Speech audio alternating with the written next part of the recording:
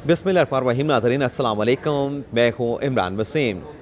नाज़रीन, Lahore high court और supreme court के जजेस से मुतल्लिक एक मुबैना धमाका खेज़ किस्म की तहलका खेज़ नोयत की एक ऑडियो लीक हुई है। साबिक़ वज़ीर आला पंजाब परवेज़ इलाही के साबिक़ प्रिंसिपल सेक्रेटरी मोहम्मद ख़ान भट्टी की ये ऑडियो है। ये ऑडियो आप नाज़रीन तक पहुँच चुकी होगी, आप इसको सुन चुके होंगे, लेकिन जिन्होंने नहीं सुनी उन्हें ये ऑडियो सुनवा भी देंगे। लेकिन इस ऑडियो में सुनने से ज़्यादा कुछ और चीज़ नोट करने की है। वो चीज़ क्या है उस पर हम बात करेंगे। इसके अलावा सदीक़ जान, जिसकी गिरफ़्तारी का पुलिस की जानिब से एतराफ़ कर लिया गया है और स्टेटमेंट दे दिया गया कि सदीक़ जान जो हैं, जिन्हें रात गए बोल के ऑफिस के बाहर से उठाया गया, गिरफ़्तार किया गया, हिरासत में लिया गया। पुलिस ने कह दिया है कि उन्हें जो जुडिशल कम्प्लेक्स के बाहर जब इमरान खान साहब की पेशी थी, वहाँ पर जो तोड़ फोड़ हुई, उस मुकदमे में सदीक़ जान को गिरफ़्तार किया गया है। लेकिन पिछले जो 12-13 घंटे गुजरे हैं जब हम ये वीडियो रिकॉर्ड कर रहे हैं, इस दौरान सदीक़ जान को कहाँ रखा गया, नामालूम अफराद कौन थे, क्या तशद्दुद हुआ, ये सारी तफसीलात भी आपके साथ शेयर करेंगे। और कुछ दीगर मुकदमात जिनका ताल्लुक़ साबिक़ वज़ीर आज़म इमरान खान से है। ATC का मुकदमा संगजानी में इमरान खान के ख़िलाफ़ PTI के रहनुमाओं के ख़िलाफ़ दर्ज हुआ, उसकी समाअत हुई और जज साहब ने बड़े अहम रिमार्क्स दिए हैं। और हिसान न्याज़ी, इमरान खान साहब के भांजे, उन्हें भी कल गिरफ़्तार किया गया था। उस केस से मुतल्लिक भी आप नाज़रीन के साथ तफसीलात शेयर करेंगे। तो सदीक़ जान से ही हम प्रोग्राम का आगाज़ करेंगे। कल सदीक़ जान को गिरफ़्तार किया गया। बोल न्यूज़ की तरफ से कहा गया कि नामालूम अफराद ने गिरफ़्तार किया है, और बल्कि गिरफ़्तार नहीं, अगवा किया गया है। तो मैंने भी इस सदीक़ जान को हिरासत में ले जाने की मज़म्मत की, लेकिन मेरे कुछ दोस्तों की जानिब से ये कहा गया कि आपने क्या सदीक़ जान की, भैया मुबशर भाई ऐसा, मुबशर भाई ऐसा, तो कुछ दोस्तों की जानिब से कहा गया कि आपने सदीक़ जान की सहाफ़त देखी है, उसके ट्वीट्स देखे हैं, वो किस तरह की सहाफ़त करते हैं, किस तरह के ट्वीट्स करते हैं, किस तरह के अल्फाज इस्तेमाल करते हैं। तो उस पर मैं थोड़ी सी अपनी एक्सप्लेनेशन आप दोस्तों के सामने रखना चाहूँगा। एक तो नाज़रीन, हमारे ये ज़िम्मेदारी है बतौर सहाफ़ी कि जो सच है सच आपको बताना है, जो गलत है, जो झूठ है, वो झूठ आपको दिखाना है। तो इससे पहले जब एवन फील्ड का मुकदमा मरीम नवाज़ शरीफ के ख़िलाफ़ बना, तो हम ये कहते रहे, तसलसल के साथ कहते रहे कि ये आमदन से ज़्यादा असासाजात का मुकदमा बनाया गया है बाप बेटी के ऊपर। लेकिन इसमें कोई कैलकुलेशन, कोई एस्टीमेट नैब ने साथ लगाया ही नहीं कि नवाज़ शरीफ की जिस टेन्योर का सारा ये केस बनाया गया, उसकी आमदन कितनी थी और उनके अखराजात कितने थे, असासे कितने थे। जब इस बात की डिटर्मिनेशन नहीं हुई, इस बात की कैलकुलेशन नहीं हुई, तो ये केस साबित कैसे हो सकता है। तो हमने कहा कि बोगस मुकदमा है, इसमें कोई शवाहिद नहीं, और वो तमाम चीज़ें फिर अदालतों में साबित भी हुई। लेकिन हमें उस वक्त कहा जा रहा था कि आप ये गलत बात कर रहे हैं, बड़ा स्ट्रॉन्ग केस है, इस तरह का केस है, उस तरह का केस है। लेकिन अल्टीमेटली बात इस बात पे डिसाइड होनी है कि अगर जब आप इल्ज़ाम लगा रहे हैं कि इसकी आमदन इतनी है, इसके साथ इतने हैं, तो आपने वो दोनों चीज़ें अदालत के सामने रखनी होती हैं। लेकिन नैब ने यह कोई होमवर्क नहीं किया था, और फिर मामला का नतीजा क्या निकला वो आपके सामने है। अब सदीक़ जान को जिस मामले पे गिरफ़्तार किया गया, उसे मैं गलत इसलिए कह रहा हूँ कि अब पुलिस की तरफ से बाकायदा ये एलामिया जारी कर दिया गया है, बता दिया गया है। वो नाज़रीन मुकदमा है जुडिशल कम्प्लेक्स में इमरान खान साहब की जब पेशी थी, वहाँ पर जो तोड़ फोड़ हुई और जो एक वीडियो सोशल मीडिया पर वायरल होती रही, जिसको ये प्रोपोगेट किया गया, ये रंग दिया गया कि ये सदीक़ जान अपनी निगरानी में GB पुलिस के जो लोग हैं, उनसे इस्लामाबाद पुलिस के ऊपर या उनके साथ जो 52 नफरी वहाँ पे मौजूद थे पंजाब पुलिस की और FC, उसके ऊपर जो है वो शेल फायर करवा रहे हैं। वो ऐसा नहीं था। पहले तो जो दोस्त ये समझते हैं वो उस वीडियो को दोबारा से सुने, और जिसे GB पुलिस का एहलकार कहा जा रहा है वो देखें, वो इस्लामाबाद पुलिस का एहलकार है। और वहाँ पर एग्जैक्टली हुआ ये था कि हमने भी वहाँ पर सारे दिन रिपोर्टिंग की, तमाम सूरत हाल को हमने विटनेस किया। उसमें हुआ ये था कि जब पथराव, हम पहले कह चुके हैं, हम व्लॉग कर चुके हैं कि पथराव PTI के लोगों की तरफ से किया गया, PTI के कारकुनान की तरफ से किया गया। लेकिन उस वक्त जब पथराव के बाद पुलिस की जानिब से शेल फेंके गए, तो शेल का उल्टा इफेक्ट हुआ। यानी एक कारकुनान की जानिब से आपके ऊपर, पुलिस के ऊपर पथराव किया जा रहा था, मीडिया सारा वहाँ से भागा, जो जुडिशल कम्प्लेक्स के बाहर कंटेनर्स के ऊपर कैमरे लगा के साफ़ी वहाँ पर मौजूद थे, कैमरामैन मौजूद थे। जब पथराव हुआ तो मीडिया वहाँ से निकला, और जब फिर शेल फायर किए गए, उसका भी उल्टा इफेक्ट हुआ कि शेल आप फेंकते थे, हवा चल रही थी कि वो आके पुलिस वालों के ऊपर दोबारा उसको अपनी लपेट में ले रहे थे, और पुलिस वालों के पीछे वो तमाम मीडिया के लोग, कैमरामैन साफ़ी मौजूद थे। उसमें सदीक़ जान भी थे, मोहसिन इजाज़ भी थे, मोहम्मद इमरान भी थे, किस किस का मैं नाम लूँगा, उसमें और भी बहुत सारे साफ़ी मीडिया के, अखबारात के, न्यूज़ चैनल के थे। तो वो उन पुलिस वालों के पीछे ख़ुद को प्रोटेक्ट कर रहे थे। तो जब फायर करते थे शेल, वो धुआं भी आता था, ऊपर से पथराव भी आता था, रिएक्शन कारकुनान अपने दिखाते थे, अपना जाहिर करते थे। तो ये ऐसा ऐसा पीछे पसपाई की तरफ सारे वापस जा रहे थे, हम भी वापस जा रहे थे। तो ये सदीक़ जान वगैरह जो है किसी छत के ऊपर चढ़ गए, वहाँ पे इस्लामाबाद पुलिस का जो एहलकार है वो वहाँ से फायर कर रहा है, शेल फायर कर रहा है, तो उसे इसलिए रोका जा रहा है कि भाई आप ये जो शेल फायर कर रहे हैं इसका धुआं आके हमें ही लगेगा, हमें इफेक्ट करेगा, और जब आप शेल फेंकेंगे तो रिएक्शन में उधर से हमारे ऊपर पथराव किया जाएगा, तो हम यहाँ पे पनाह लेके बैठे हैं, तो इसका फ़ायदा क्या होगा। तो ऐसा कुछ ना करो, यहाँ से चले जाओ, हमें कम से कम जो है अपने आप को प्रोटेक्ट करने दो, नीचे जाके आपने जो शेल फायर करनी नीचे जाके करते रहो। तो वहाँ पे सारा मामला ये हुआ, लेकिन इसे किस तरीके से सोशल मीडिया पे पेश किया गया अब दोबारा आप इसको सुन सकते हैं। तो कल जब सदीक जान को गिरफ़्तार किया गया तो उसे कहा गया कि नामालूम अफराद ने गिरफ़्तार किया है, और ये मीडिया का पुलिस का स्टेटमेंट आने से पहले किसी को मालूम नहीं कहाँ रखा गया। तो हम कल गए थे किसी एक ऐसे ज़िम्मेदार शख्सियत के पास, मैं भी था, मेरे साथ अदील वड़ाइश भी था, ईसा नकवी भी थे। हमने उनसे जाके पूछा कि सदीक जान किसके पास है। उसने कहा पहले तो आप वो वीडियो देख लें जो गिरफ़्तार करने के लिए वहाँ पे लोग गए हैं, उसमें थाना अपारा का SHO इशफाक वड़ाइश भी है, और ये गिरफ़्तारी की है थाना रमना वालों ने इसी केस में जिसका आज पुलिस ने एतराफ़ किया है। वो तोड़ फोड़ का मुकदमा जुडिशल कम्प्लेक्स में उसमें गिरफ़्तार किया गया है। और उस सोर्स ने बताया कि SHO थाना अपारा इशफाक वड़ाइश ने थाना रमना के लोग वहाँ पे आए थे, सिविल कपड़ों में आए थे। अगर वो वर्दियों में आते तो ये गिरफ़्तारी ना हो जाती, बल्कि ये लोग जो है वो अलर्ट हो जाते, होशियार हो जाते, तो फिर गिरफ़्तार नहीं कर सकते। तो इसलिए वो सिविल कपड़ों में आए थे। और गिरफ़्तारियाँ मोस्टली ऐसे होती हैं कि जिसमें ख़दशा हो कि बंदा फ़रार हो सकता है, वो अलर्ट हो सकता है, वो भांप सकता है कि उसकी गिरफ़्तार होने वाली है, तो इसलिए इस तरह की गिरफ़्तारियों में वो सिविल कपड़ों में आते हैं। और सिविल कपड़ों में उन्होंने कहा कि थाना अपारा के भी कुछ 2-3 एहलकार उसमें मौजूद थे, जब क्योंकि ज़ाहिर सी बात है कि टेरिटरी थाना अपारे की थी, गिरफ्तार मुकदमा जो है वो थाना रमना में था, तो थाना अपारा के तावन से गिरफ़्तार किया जाना था। तो ये चीज़ भी आपके साथ हमने शेयर करना चाह रहे थे। अब आ जाते हैं जो इमरान खान साहब के ख़िलाफ़ ATC का मुकदमा दर्ज हुआ, उसकी बड़ी अहम समाअत हुई और जज साहब ने बड़े दिलचस्प किस्म के रिमार्क्स दिए। लेकिन पहले ये ऑडियो सुन लें, ये ऑडियो भी सुननी है, हमारे पास वक्त बचा, ये मैं पहले निकाल लेता हूँ। ये 1 मिनट जी, 1 मिनट, ये भागने की कोशिश कर रही है ऑडियो, ये सुने जी।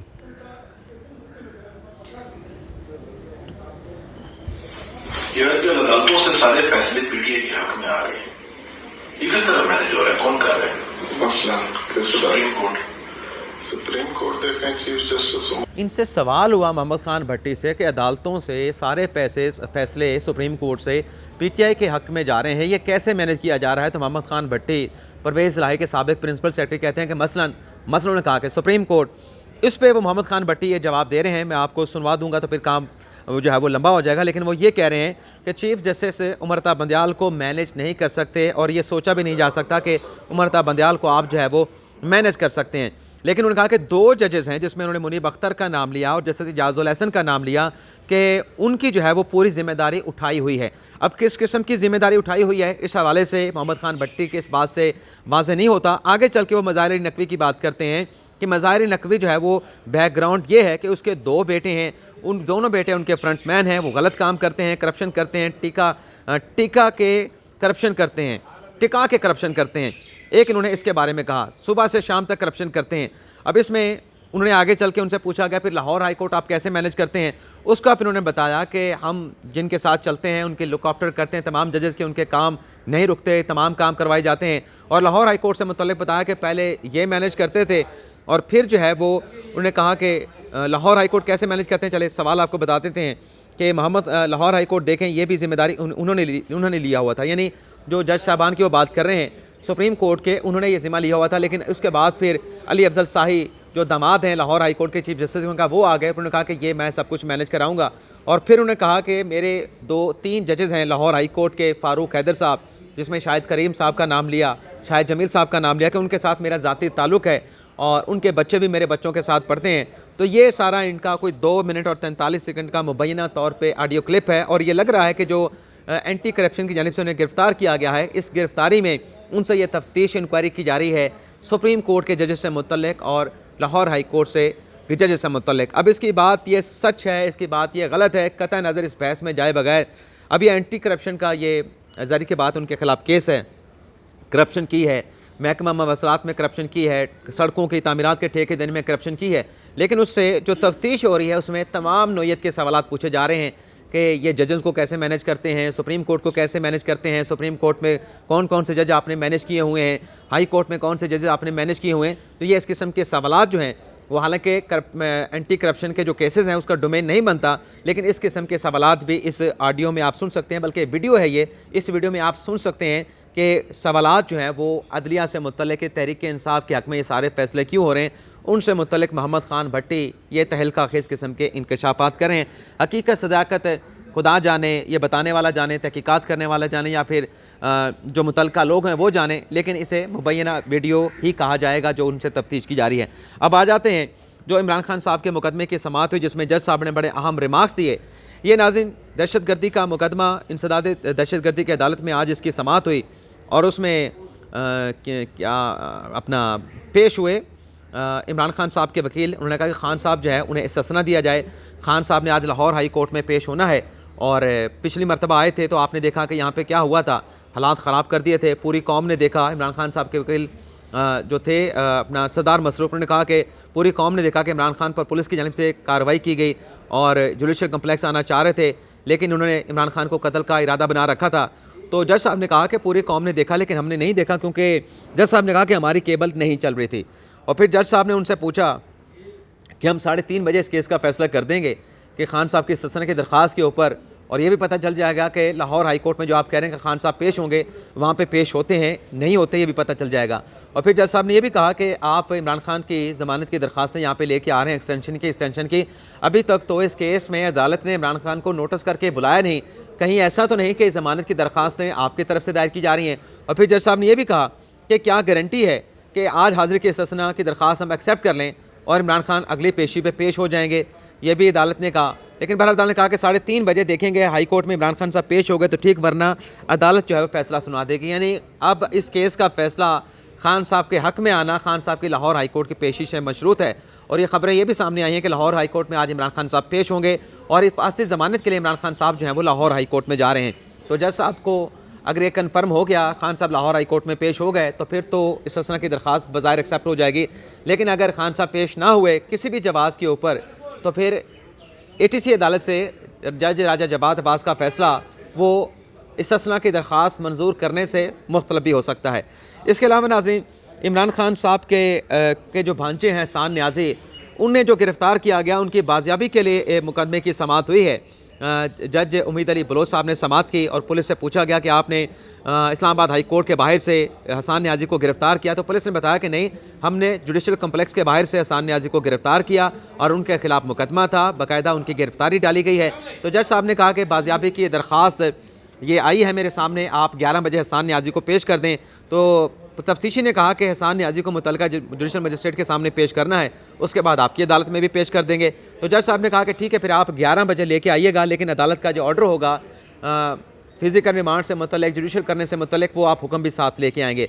इसके बाद जो पुलिस थी उनकी जानिब से एहसान न्याज़ी को जो है वो जुडिशल मजिस्ट्रेट अब्बास शाह की अदालत में पेश किया गया। वहाँ पर जो अली बुखारी साहब हैं वो पेश हुए और पुलिस के तफ्तीशी की जानिब से कहा गया कि एहसान न्याज़ी का 7 रोज़ा जिस्मानी रिमांड दिया जाए। लेकिन मुखालफत की अली बुखारी ने और दूसरे जो वकील थे शेर अफजल मरबत, उन्होंने मुखालफत की। उन्होंने कहा कि ये जिस्मानी रिमांड का मुकदमा नहीं है और जुडिशल कम्प्लेक्स में इंतज़ादी दहशतगर्दी की अदालत में पेश होने के लिए आए थे, वहाँ पे उनकी ज़मानत भी मंजूर हुई, लेकिन बाद अज़ा वहाँ से गिरफ़्तार कर लिया गया। तो एहसान न्याज़ी के वकील ने उनके खिलाफ मुकदमा खारिज करने की और उनका जिस्मानी रिमांड जो है वो ना देने की इस्तदा की, लेकिन प्रोसिक्यूशन की जानिब से कहा गया और तफ्तीशी की जानिब से कहा गया कि आप इसमें जो है इनका जुडिशल रिमांड जो है वो दें। इसके बाद फर्दर क्या हुआ वो आपको बता देते हैं। बल्कि जो अपना राजा अदनान है उन्होंने अपने दलाइल में कहा कि प्रोसिक्यूशन एहसान न्याज़ी को जिस्मानी रिमांड पे हवाले करने की इस्तदा की। मुलज़म का पहला रिमांड है, तफ्तीशी अफसर ने तफ्तीश करनी है। अदालत ने फ्री कैन के दलाइल सुनने के बाद फैसला महफूज किया और 12:30 बजे जब हम ये वीडियो रिकॉर्ड कर रहे हैं, कहा गया कि 12:30 बजे ये महफूज फैसला जो है वो सुनाया जाएगा। फैसला भी आगे चल के अगर आ गया हमारी वीडियो रिकॉर्डिंग के दौरान तो शामिल कर देंगे, अदरवाइज़ जो हमारे जो कमेंट बॉक्स है उसमें अदालत का फ़ैसला जो है एहसान न्याज़ी के फ़िज़िकल रिमांड के हवाले से वो साथ में जो है वो कमेंट बॉक्स में जो है वो पिन कर दिया जाएगा। इसके अलावा नाज़रीन इमरान खान साहब ने एक ख़त लिखा है चीफ जस्टिस ऑफ पाकिस्तान को। उस ख़त में खान साहब ने कहा कि मेरे कत्ल का जो प्लान किया जा रहा है, जो कत्ल के बातें खान साहब ने की, उसकी तहकीकात होनी चाहिए। हमारी पार्टी के ऊपर, पार्टी के कारकुनान के ऊपर जो जुल्म और बर्बरियत की गई उसका भी जो है वो जुडिशल कमीशन बना के सुप्रीम कोर्ट जो है उसके भी जो है वो तहकीकात करे। तो ये ख़त अब लिखा है खान साहब ने। अब देखते हैं कि सुप्रीम कोर्ट इसको कब टेकअप करती है, कब टेकअप नहीं करती।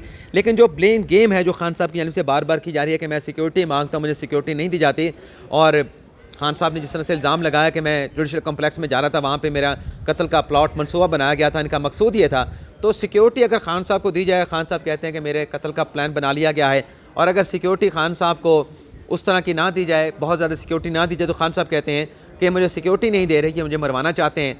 अब बंदा जो है, मतलब जो रियासत है, रियासत के जो महकमे हैं वो क्या करें? सिक्योरिटी अगर प्रॉपर दी जाए तो खान साहब कहते हैं कि मेरी जान को ख़तरा है, सिक्योरिटी नहीं दी जा रही। सिक्योरिटी अगर ज़्यादा दे दी जाए तो तब भी खान साहब कहते हैं कि जो मरवाना चाहते हैं, इतनी बड़ी सिक्योरिटी लगा दी है, इतनी पुलिस की नफरी तैनात कर दी है। तो ये एक बड़ी गंभीर किस्म की सूरत हाल बनी हुई है। इसके अलावा शेख रशीद ने जो साबिक सदर आसिफ अली जरदारी के खिलाफ स्टेटमेंट दिए, उस पर आज उन पर फर्ज जुर्म लगना थे, लेकिन शेख साहब अदालत में पेश हुए और कहा कि उनके वकील जो है वो सुप्रीम कोर्ट में मसरूफ़ हैं, और ये भी कहा कि मैंने इस मुकदमे की क्वाशमेंट की दरख्वास्त दायर कर रखी है। तो अदालत ने रिलीफ दिया शेख रशीद को, और आज भी फर्द जुर्म की कार्रवाई दूसरी मरतबा मौखर कर दी गई, और जो इस्तदा थी केस को मुलतवी करने की, वो भी शेख साहब की जो है वो एक्सेप्ट कर ली गई। तो ये था नाज़रीन हमारा आज का व्लॉग। आपसे इजाज़त चाहते हैं। अल्लाह ताला हम सब का हामी नासिर और अपनी दुआ में याद रखिएगा। अल्लाह हाफ़िज़।